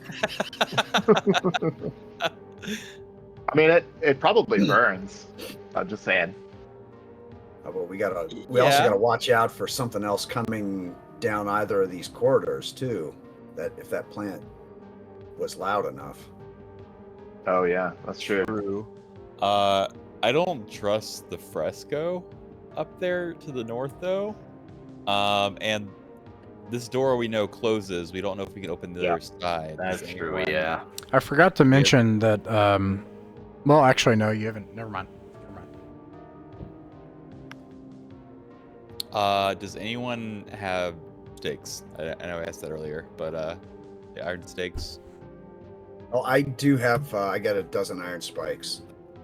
Do you want to try to stake this door open? Yeah, sure.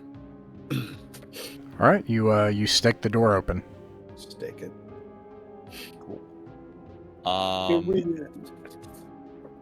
What was that? nothing just go. Then I guess we can proceed to the north, unless anyone strongly wants to go to the west, to the door. To the north it is. Okay. Are we doing the poll and everyone looking different walls and all that? Yep. Are you using the pull on something specific, or do you want to move even faster to use the pull on everything? It'll make you, if you use the pull continuously, what I do in roleplaying is I slow you down a lot, which means that means the lot more rolling for random encounters. But then you'll also know if there's a random thing in the floor. Yeah, I think we mostly. So when you say everything, is that like walls and floor, or can we just Like, do floor? I've had this come up sometimes where, like, I've seen a couple things. One is some people are like, we want to poke every single tile as we go. If you do that, I'm gonna divide your movement rate by 4. So then, like 4 times a turn, you're gonna get possible random encounters.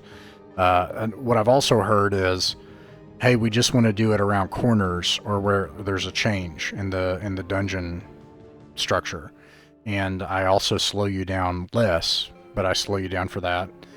And then the other option is to just pick a place, and then it doesn't have any time penalty. What if we will do that, but with 2 10-foot poles? What do you mean by that? So I've got like he's another saying like one. that's that rule like when people are using the 10-foot poles like to do the exact same scenario. So it's just like when someone uses the 10-foot poles for like checking every single spot or like choosing like around the corners like that. That's what he's suggesting is just like, okay, we could do that, but it'll take longer. Yeah, if you use a 10-foot pole continuously, it'll just take a lot longer. But if there's 2 people on the front and each has one, could that be a little bit faster? No.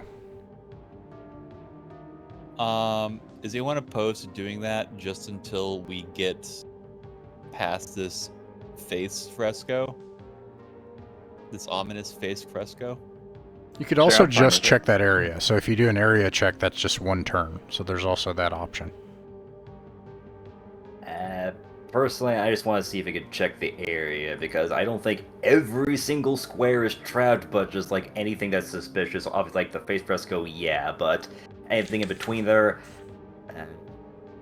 Okay. Obviously, it's risky, yeah, but I'll say like if there's a case for like who's in first or thing, I'll say Roland will be up first, so I'll go ahead and take that leading thing at least.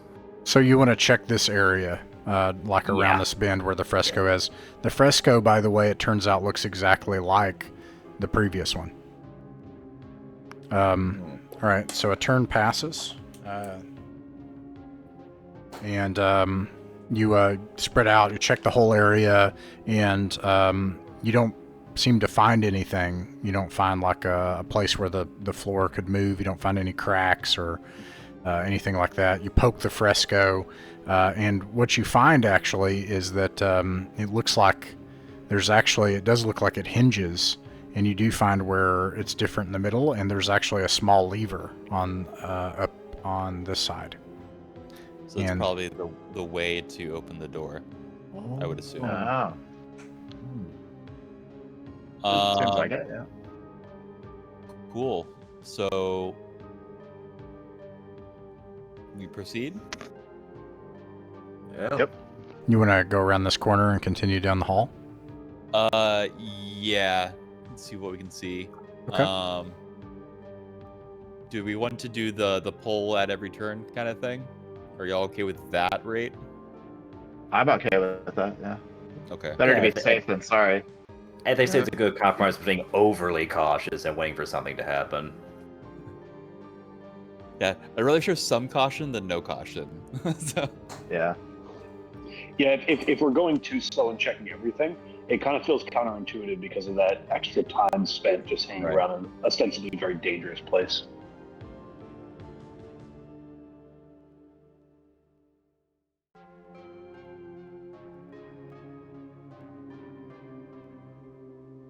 it's a statue. It looks like a star with a circle under there. Does anyone like have a- a torch? We have a lantern. Okay. I got plenty of torches.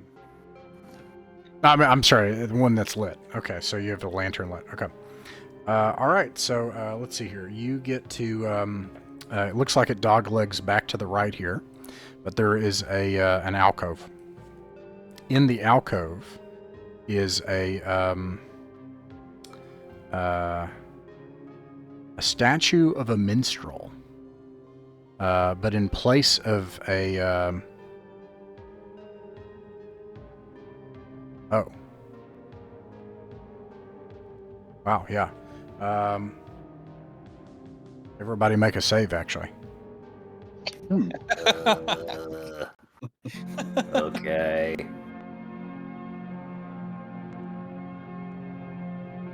Just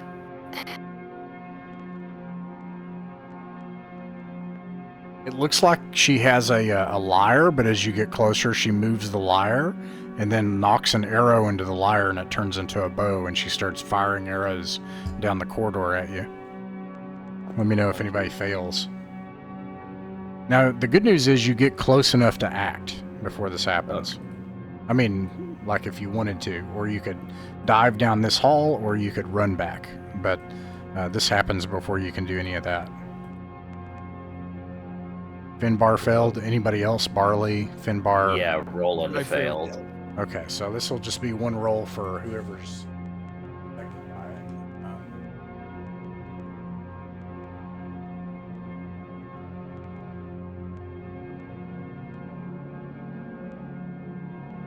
it. Everyone who failed takes 3 damage. Alright. Light work. I'm dead. You're dead. Oh, not Alright. light work. Oh no. All right, roll up a new character. Strikes him in Who the was it that just got Barley. Barley. Barley? Oh no. Now, To roll up. It's that trap triggers as you come down this corridor. It was further ahead of you, more than 10 feet. But I will say that you can dive here, you can take an action with the statue, or you can flee back in the corridor. Those are, or if you have any other ideas or schemes, let me know. You know, but I want to does make those the options lyre clear. Look like it's made out of. Great question. Yeah, let's see. It's it looks like the lyre does have a string, you know, that it's using as a bow. I don't have a blade. Does someone want to try hitting it? Maybe. Yes, I'm gonna go up there and try and cut it with my pole arm. Okay, Yeah. well, real quick. yeah, go ahead. Is it shooting all the arrows in like relatively the same spot, or is it all over the corridor? It's able to move, but only in this direction, only down this corridor. Okay. Okay, because I have a shield. I could advance the shield, and maybe get us a little bit closer to cutting that string. Because I have a shield and a sword. if it seems only able to fire in that one direction, then perhaps first we should get around the corner. Although that seems Yeah, like I'm it's alright. maybe a place for a second trap. I don't know. I'm being paranoid. I think it's probably safer to try to disable this trap first before you might like dive into another. Okay, so that's Roland. You jump forward to try to strike it with your polearm. Is that right? I have a long sword, so I'll try I'm with that. gonna. I was gonna maybe go with him with try and strike it with my polearm. Well, I'll start with Roland. Yeah, you leap forward with your sword, Roland. Roll to hit. If you hit, then you're trying to hit the strings, because it's a statue. It's not moving around, so you're not in Gotcha. melee. Yeah. All right, so here we go.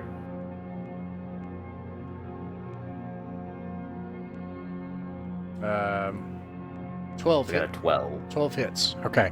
So you Alright. you jump to the side, strike it, and you snap the cords on the lyre, and it seems to just like mechanically keep trying to fire, but the arrows are just clattering now to the ground as it's unable to fire its bow. 1, 2. Does anybody have a Three. bow and want to collect the arrows? Yeah, I think Thaddeon has a longbow. Right? Yeah, I have one. Yep. You're all right. Between the two of you, you each get 10 arrows if you collect them. It doesn't take any additional time to do that. Sadly, your poor friend Barley lay dead on the ground Yeah. with his equipment and gold. Yeah. So there's that. It's got a bunch of stuff though. Yeah, Lions, man. I guess we can loot him. We'll Loot the give you body. a proper send off in the acid pit. We'll throw you in the trash can. Well, I mean, we could try to bring him back to town to bury him. If I don't know, I normally play like more good characters. This character's neutral, so. So the next time we visit this dungeon, there's gonna be slime at the bottom of that pit. I swear. You see Maybe it was. another lever on the wall here, and another fresco. Ah, Another exit. yes. Shall we go? And see what's beyond. After Our numbers are wait. dwindling. Yeah, Pilfer, Barley. Yeah. Is there anything else of note on the statue? The statue looks like a maiden. Well, it looks like this, except it had a lyre, but it turned out that the lyre was a bow. It looks like this. This does not look like a woman from Albion. This looks like the kind of, and we're in the art style that is common now, in the time of post-Arthur England. This looks like a long time ago on faraway peninsulas and islands. Is the lyre bow able to be removed? Yeah. Yeah, it's broken, but you can take the lyre bow, and you could probably find a craftsman to repair it. We'll take that. Okay. And It has no then- inherent value otherwise. Okay. It's a cool looking bow with a story. Yeah, this thing killed one of my friends. Yeah. Do we want to 10-foot pull the lever? Sure. Yes. Gotta keep going. Yeah. It's what he would have wanted. And of course, Nostromo, just let us know when you're got another character, and we'll throw you right back in. So, but who wants to go and use the pull on the switch? I'll go ahead and take the lead. Roland, okay. Okay, Roland, you move 10 feet away, and you. It's weird. Why is it that? It's the layers, Foundry. Yeah. Oh, it's weird. I did this wrong. I can fix. Oh, yeah. I doubly did it wrong because I did the program. Sometimes I do that. But I didn't go from the other side. You're sounding a little far away, Ross. Yeah, sorry, I left the microphone because I was muttering to myself. That. And that. Okay. Alrighty. Well, let's see. Roland moves forward, touches the switch. Duncan will move forward a little bit with the lamp. As soon as you do that, you hear voices on the other side in common. They go, "Oi, what was that?" And then they turn around and you hear shuffling running towards you. Hit the lever. Hit the lever. Close it. Close Yep, it. yep. Pull it back. Pull it back. Right, you hit the lever, and then like you hear voices just on the other side of it, and they're like, "Oi, I heard something here." No, you didn't. No, you didn't, Fernand. You being a fool. You hear everything in underground. It's just playing tricks on you. No, I swear it's that face. I swear I think that face moved. Ah. Do we want to ambush these people, or do we want to avoid them? Can we convince them that the vault is haunted and scare them away? Yes. Ooh. Yeah, we could do like a weird voice, get up close to the wall and like sound like we are a ghostly voice or something. I don't know. I could start shouting in like 𝕬𝖚𝖋𝖍𝖊𝖗 or something. Yes. That sounds awesome. Oh, you start speaking in the Black Tongue and 𝕬𝖚𝖋𝖍𝖗, the Yeah. tongue of chaos. Okay. Everyone else's ears begin to ring, and inexplicably, some of you start to have nosebleeds as someone speaks in the tongue of chaos. And I'm going to give them a morale check at a penalty, and we'll see what happens here. Did not mean for that to be a serious suggestion. The scout crowd. I'll put that up. It's going to be +2. Anyone they who speaks 𝕬𝖚𝖋𝖍𝖗, he's telling a grim retelling of a otherwise nice children's bedtime story. He's doing like looks like a little star. It's just the regular Grimm's fairy tale then. Yeah. So you do hear these voices like at that. They're like, "No, I'm done here, Ferdinand. I think you're right." And they start to run, and then you hear and like the ground slightly shakes, and some of the dust shakes off the walls and ceiling as something much bigger comes down the hall, and you hear in this gravelly voice in a language you don't recognize, and then it just says in a gravelly common like, "No one runs." And then you hear clack, and then like this door like shakes. And you can actually see it slightly crack open a little bit, and you can see a human helm, like the back of a leather helm, and then trickles of blood in the lantern light, like black, run down the neck as it slides down. And then you hear screaming, "No, wait, please, no, Brutus, no, I wasn't gonna go. I tried to stop him. I tried to," and then you hear like a snap, and then you hear like that voice again say, "No one runs," and then it walks away.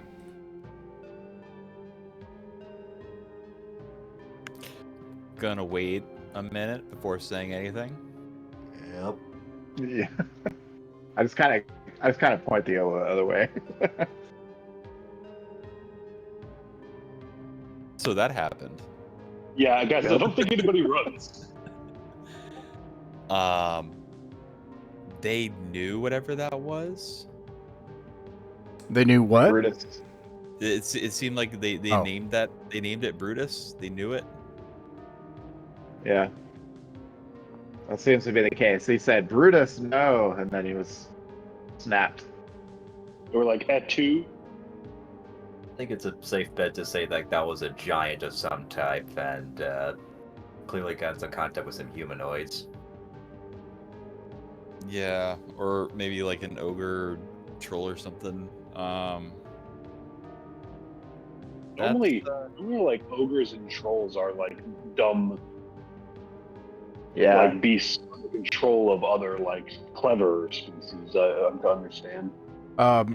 Nostromo, do you have a new character yet? Not yet. Oh yeah, no problem. 𝕬𝖃𝖊𝖗𝖗, any ideas of what we should do next? Did the first two voices sound human? The first You two said they spoke in voices, yeah, common. not only did they sound human, but they actually sounded English. They sounded like they were from Albion. Huh. And the other one obviously did not. Something Yeah, definitely not. huge. But he told him, "No one runs, don't run." Sounds like he's, I don't know, a boss or an enforcer or something. Mm-hmm.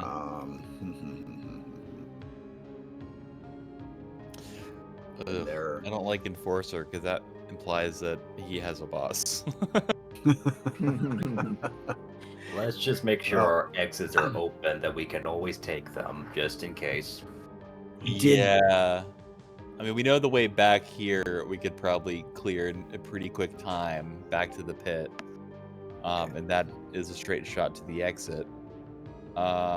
Did we happen to hear which way it sounded like Brutus went? Yeah, it sounded like he went this way as your relative east. Okay. And actually, I'm sorry, I say relative east, but I'm going to get this wrong, okay? But this is not east, and you would know that from where you entered. It is west toward the ocean, and you entered the vault to the south, Okay, so it's all like. and upside west down. is to the right. Yeah, Okay. I don't Okay. usually reveal that, but I'm going to screw that up, and everybody's going to get so confused, and I just want to keep saying that out loud. Do we want to open the door, take a look, see what they had, real quick? Can we Uh, purposefully so- wait for a few rounds to pass just to make sure they're like out of here? Yeah. And you said the back of this guy's head was essentially smashed through the door. Yeah, and then it like slid down, but the door didn't completely open. It just like cracked Right. in, and you could see a We got the leather blood. helm, and you see some blood going down a neck, and then the door closes, and you could hear him scrape down the door. So it's- there's it's not a pretty gap in the door from being smashed. No, but I'm hearing like wait a little bit. You know, somebody could do a listen at door check and see what you could hear if you're going to wait. If you're going to wait, people can do all the dungeoneering checks if you want for 10 minutes. Let's do that. Let's Yeah, be let's- sure. Yeah, let's wait at least one round, then try if we can open the door and see what's around. Yeah. If there's the thief died. Nope. Who wants to Lying. who wants to listen at the door? Did we lose all of the hirelings too? Yeah. Yeah, Yeah, Shrew's got them. This is not Been a actually long typical. I just want to be clear. Like this is actually pretty bad. That's worth. I'll give it a listen. Okay. There you I roll I roll it on my end. Okay. You spend some time listening. You don't hear anything except you think you hear water and cavern noises off in the distance, but otherwise you don't hear anything. I just let everybody know, and sounds clear. We could try opening it and see what we see. Okay, let's do it. You open the door, and you hear more human voices. Wait a second, what was that? And then people start coming toward the door. Are we able to? Are the bodies still here, right next to us? Yeah, the body just slumps off to the side as the door opens. Is the second one nearby? Yep. Could we grab them both, pull them through, and close the door in time? Yep. Do that. Your friend's you drowsed guys- now. Let's drag them further away, just in case they find the door and come in. Vault's What- haunted. what are you Yeah. It's trying? like some nonsense. What are you trying to do with the bodies? Loot them.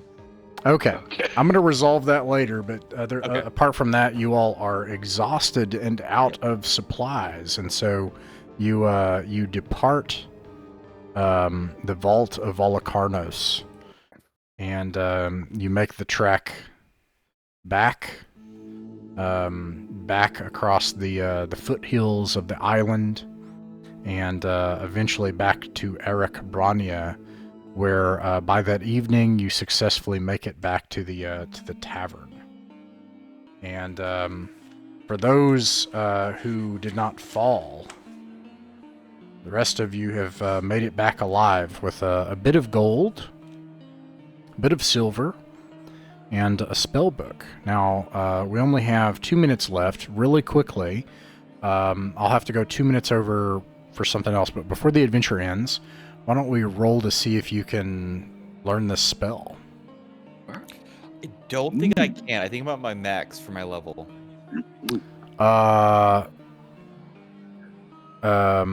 Actually, I need the book for this real quick. So I can show you all the results I had. I know 6 spells, and I have an 11 intelligence, so I think I'm at my max. No, those are your basic spells. Okay. The question is if you are the level for this, which we can go ahead and do it, but you wouldn't be able to actually use it if you're not at the right level. That's not technically, but I don't know. I'm curious. I want to know if you can. Okay. It would suck to hang on to it and not be able to know that whole time. But you will lose it forever if you can't do this. But I just have to check the spell list. Does anyone have the page on the spell list? Let's see. Spell description is 54. Here we go. Nope. Goodness. Here we go. Magic user spells. I have a 50%. That's almost half. 50-50. All right. Roll a d100. Well, first of all, you're able to identify the spell. Let's make it worse. This is Magic Mouth. Ah. Roll We were already doing that one. Roll your d100. 76. Is that under your total? I have a 50% chance. Ah, Do I have 76. You fail. You got to roll under it. Yeah, you're unable to learn Magic Mouth. So, and with that, you're back at the tavern safely, and that ends the adventure.